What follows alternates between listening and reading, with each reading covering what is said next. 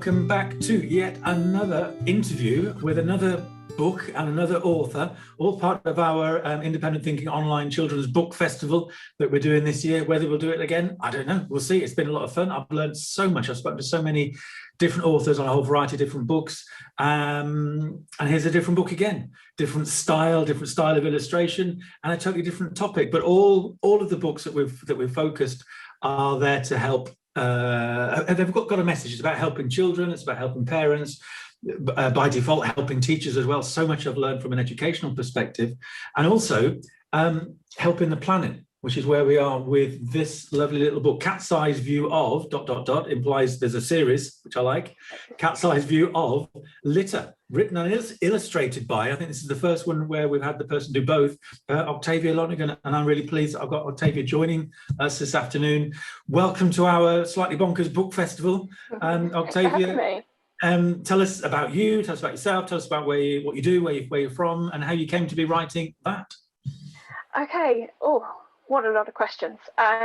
So by trade, I'm a graphic designer and do illustrations and things as well. So that's where that side of things comes in.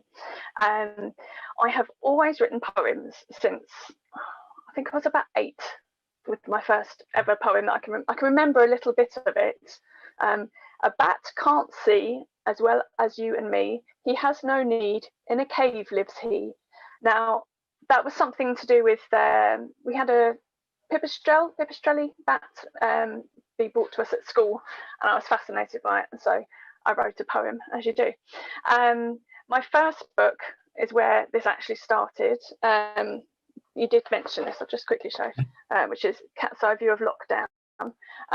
And that's what kind of got me into making books. I had an idea whilst at home last year with my twins. I have, they're 2.5 now, my little girls. They're not so little anymore. So I was spending a lot of time at home with them, mostly on my own, obviously. And I just had this idea about, what must all our pets be thinking now that all the humans are at home, and that's what sparked that one. And that went on to become an Amazon bestseller somehow. I don't know. I should have more faith in myself. I've written it, illustrated it, self-published, done all of that. The only person who's given me a fair bit of help is my lovely mother. She's my editor. And then whilst that was going on, I had the idea for my next book, which you showed. I've got it here, Cat's Eye View of Litter.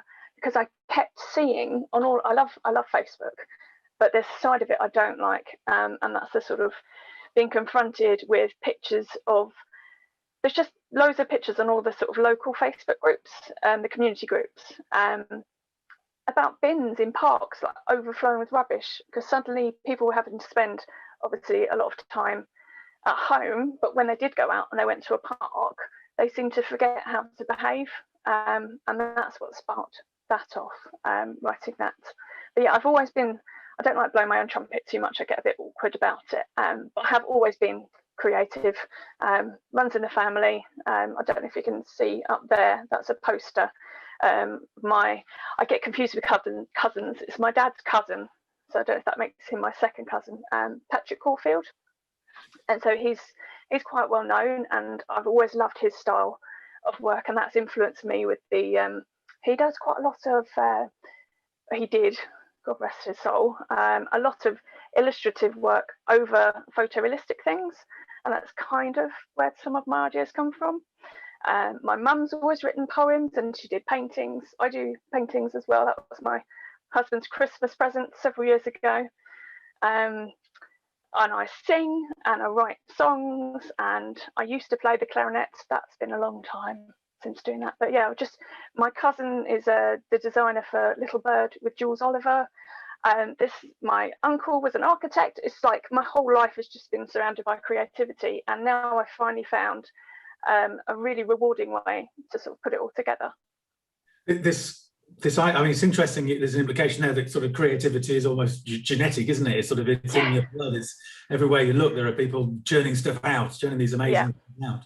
And also, and conversation I had with a previous author, with another author this morning. This idea that it's almost like there's a well inside you. There's a fountain inside you, and it has to come out somehow. And this lady, it was like it came out through music, and then with children meant she had to change things, so then it started coming out through books and through the You're story talking of Sophie, aren't you? Sophie Garner. Is that the same? Absolute legend. Well, actually, I wasn't talking about Sophie, but that is another example. Yeah, no, this was another one. It'll come back to me. The blots lady. Oh yes. Charlie. Love that as well. Yeah, but this idea that it's going to come out somehow or other, so I'll find an outlet for it, which I just find that so reassuring, thinking about the work that we do in schools, that sometimes we can sort of squash children down or give them, in England especially, there's a narrowing of the outlet for creativity. But what we seem to be hearing from the authors is it's going to come out somehow or other. So let's channel it, let's encourage it, let's give them as many skills as possible through music, through art, through drama, to allow it to come out and let them be. But when you're creative, how does it feel? That sounds a bit like the Billy Elliot thing, you know, when you're dancing, what does it feel like? But, you know, electricity and all that. So how does it feel being creative? Oh, do you know what? I mean, especially with writing my first book, when I wrote the first book, that was like a sort of therapy. You know, it was such an awful time for everybody to go through. It was just, we'd never seen anything like it, being stuck at home and all this horrible stuff going on. So by writing that book, it's sort of, and also doing the illustrations and bringing the characters to life and everything, it helped me get through it all. In a similar way to, there was a poem I wrote a couple of years ago called Enough, which was about my experience with postnatal depression following the birth of my twins. I had a really rough time, but towards the end of getting better from it, I sort of channeled everything into writing this poem, and that helps. It made things make sense by putting it down into words in this instance. It just made things make a bit more sense, and I know that it's gone on to actually help people who are going through it, who didn't sort of admit they were going through it, and then read the poem and they're like, oh yeah, that's what's going on. So it makes me feel all nice and warm inside, knowing that I can help people. And with the books, you know, it helps. Again, the first book, I've had some lovely reviews about how it's helped children to understand what was going on, and they read it every night. And I know that it's over a year ago that came out now. I don't know where the time's gone, but you know, time flies and whatnot. But people are still enjoying it, and with the new book as well, it just to sort of, thankfully, I've had a lot of feedback that their children are really up on this, and they're always picking up the litter with their little litter pickers, and you know, they wouldn't dream of it. So I think some grown-ups need to read it. I think so as well. I think so. The cat-sized view of lockdown is an interesting one as well, because because it's available via Amazon print on demand, so anybody in the world can sort of just get hold of it quite quickly. Yeah. And like a previous book, the lady in Spain, and suddenly her book, because Sydney's in lockdown, so her book about activities for children in lockdown is now big in Sydney. So you might find that your book sort of takes off in that first one takes off in waves as various countries deal with the you know, what's going on in waves. Yeah. And I love the creativity in. But just going back to your poem Enough, which even in its very title is going to be a powerful poem. You've got a poetry website. Is that poem, people might want to look at that, is that available on that website? Yes, my website is poemsbyoctavia.com, and then my socials are at poemsbyoctavia. So I've got Instagram, Facebook. I'm on Twitter. I'm still getting the hang of it. It's quite overwhelming trying to keep up with everything. And it's also, that particular poem is on a wonderful charity called Home Starts UK. They had it on their website. I've done a lot. They helped me get through the depression and helped me look after my girls in the first few months. So they had it on their website, and I read it at their AGM a couple of years ago. So yeah, it's out there. Right. Okay. Now we'll track that one down, because that sounds like Enough is a. I can just, I don't know the poem, but it's a combination of a cry for help and a cry of stop, I can imagine. Do you know what? That's interesting, because you haven't read it. The Enough is more about that I am enough for my daughters. But that it was at the time, it's like, enough of this. And there is a part of it which is like when I sort of realised, oh no, I actually need to get some help, which I did. It took me a while to get my head around it, but yeah. And your creativity, even just the concept of where the books came from, which is, I wonder what our pets are making of all of this. It's just such a lovely starting point for being creative. I can imagine that as an exercise for parents or for teachers is, just to take anything. I remember my daughter once saying she got out of bed and by mistake she sort of tripped over the dog. She went to the loo at night or something, and then when she came back and she just wondered, I wonder if my dog thinks I just got up and kicked it. Or also, if you go out the door, does my dog think I'm just outside the door waiting for it 12 hours before I come back in? And it's this, what do the pets think? It's just such a lovely creative stimulus question, and you channel that into a series of books. Thank you. So have you? How we doing? The time goes so quickly with these little interviews. How about reading us a little bit from the Cat's Eye View of Litter and showing us illustrations as well? Because, like I say, I think you're the first one who's been both the illustrator and the very distinctive illustrations. I love the combination of the photography. Is that your garden in that? No, I was going to say I wish, but we actually had our garden done last year, so it looks lovely. But no, this stock photography. So not my actual garden. But I should go out there and get some pictures actually for the next book. Okay. So I'm going to try and hold it so that you can see it. Yes, perfect. Okay. So Tibby strolls along the wall carrying her mouse. When there's too much noise inside, she likes to leave the house. Glancing down across the lawn, her friends come into view. Ozzy's stretched out on the grass, Leo and Mimi too. Something's bothering her today, and so she feels she needs a chat. When you need some wise advice, the one to ask, another cat. Sometimes when it's nearly dark, I like to roam around the park. Yesterday, I must confess, the park was in a dreadful mess. I thought that it was caused by foxes. They like bags and bins and boxes. But I asked them from a distance. Not them, they said with firm insistence. Bins were full up, overflowing. Rubbish humans had been throwing, strewn around across the grass, were plastic bottles, food and glass. I'll just show you that one. Yeah. And you can see, and a mask. We've all seen those. Yeah. I won't read the rest of it, but you get the gist of it. And they talk about it. Ozzy, he's the wise one. He's the one who sort of explains things. Yeah. And so just goes through the final message. What's nice as well, you cover more than just you need to pick up your litter after you or find an empty bin if the bins are full, but you take it how the litter goes. I mean, there's a picture of a very sad turtle with a 6-pack ring around its neck, and there we go. Yeah, that's a children access, but it's a sad turtle. That's quite a powerful story. The idea, I remember doing a session ages ago with schools about recycling, about litter, and the phrase "there is no way" which sort of really resonated with me about throwing things away. But you don't. There is no way. It goes somewhere. So that's powerful. I like that. Yeah. So that message that you've got in that book, which is it's going to go somewhere.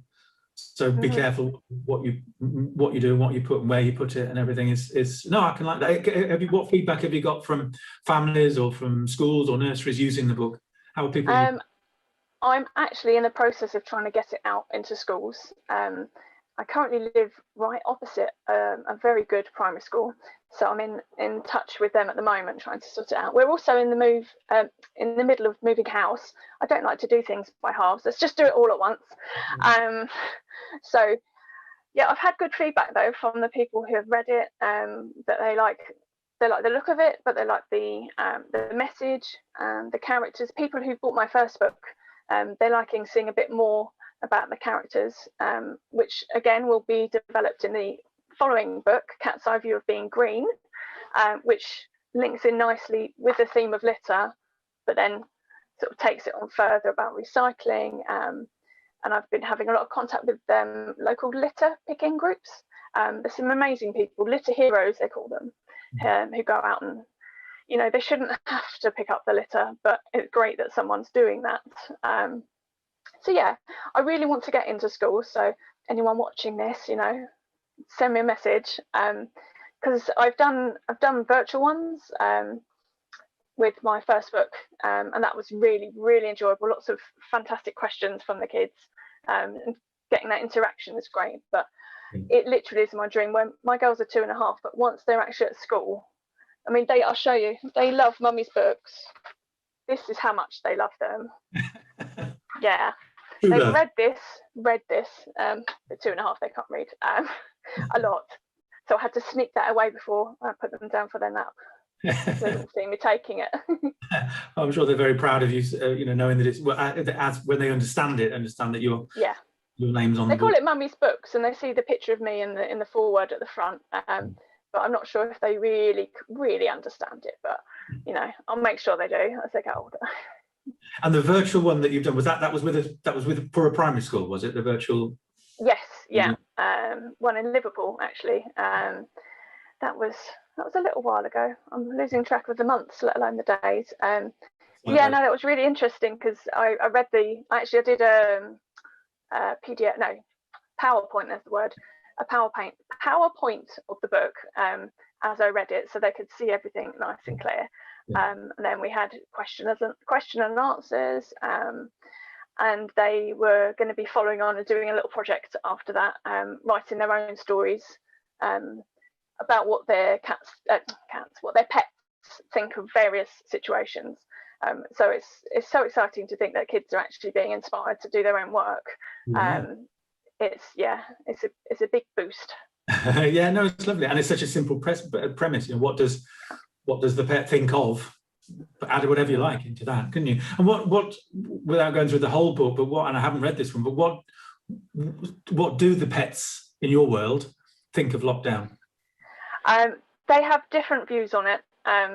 Tibby the tabby, who you saw at the beginning of the little read through I did there, she's just like, get out of my house, what are you doing? Because she's a very independent cat, and I've called the cat's owners humans because we know that no one really owns a cat, and she in particular is like, what are you doing? So she particularly likes it when people go out for the clap for carers on a Thursday, because she gets the house to herself for a short while, which is nice. But all of the clapping scares off any mice.